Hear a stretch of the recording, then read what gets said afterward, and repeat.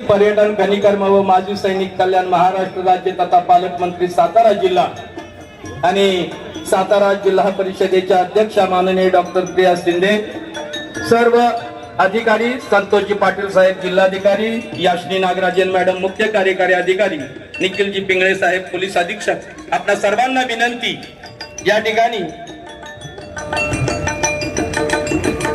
One विभागाच्या वतीनं 2 rescue वाहनं यांचं आपण उद्घाटन करावं आणि त्यानंतर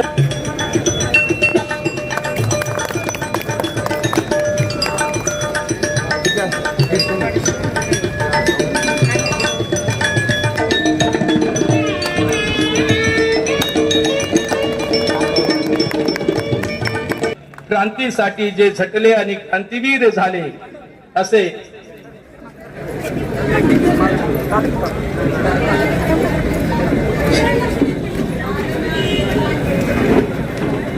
सर्वांना विनंती, अल्पोपहारानंतर या ठिकाणी तिरंगा रॅलीचं आयोजन केलेलं आहे. जिल्हाधिकारी कार्यालय सातारा ते शिवतीर्थ पवई नाका या रॅलीमध्ये सर्वांनी सहभागी व्हायचं आहे. या ठिकाणी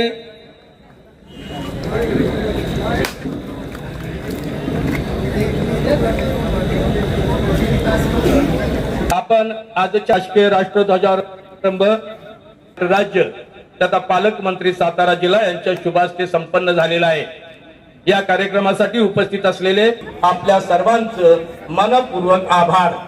पुनश्च एकदा आपणाला सूचित करतो, जिल्हाधिकारी कार्यालय ते शिवतीर्थ पवई नाका या ठिकाणी तिरंगा रॅलीचं आयोजन केलं. या तिरंगा रॅलीमध्ये सहभागी व्हायचं आहे. आपल्याला सर्वांना नम्र, आपल्या सर्वांना स्नेहपूर्वक आभार.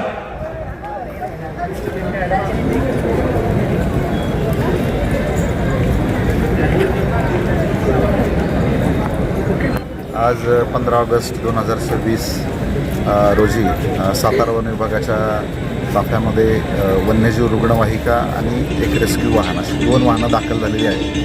आणि या वाहनांचं लोकार्पण आजच्या दिवशी माननीय पालकमंत्री शंभूराज देसाई साहेब यांच्या हस्ते करण्यात आलेलं आहे. ही वाहनं आता इथून पुढे जे काही जखमी वन्यप्राणी असतील त्यांच्यावर उपचार करण्यासाठी अत्यंत उपयुक्त ठरणार आहेत. कारण याच्यामध्ये अत्याधुनिक सुविधा पण करण्यात आल्या आहेत. प्राथमिक उपचार त्या ठिकाणी जागेवरतीच उपचार होऊ शकते. आणि जेव्हा रेस्क्यू केलेलं एखादा ॲनिमल प्राणी जर असेल तर तो तिथंच उपचार करून आपल्याला TTCमध्ये दाखल करता येणार आहे, जेणेकरून त्यांना चांगला उपचार देऊन निसर्गात मुक्त करता येईल आणि अधिकाधिक वन्य प्राण्यांचे प्राण वाचतील असं या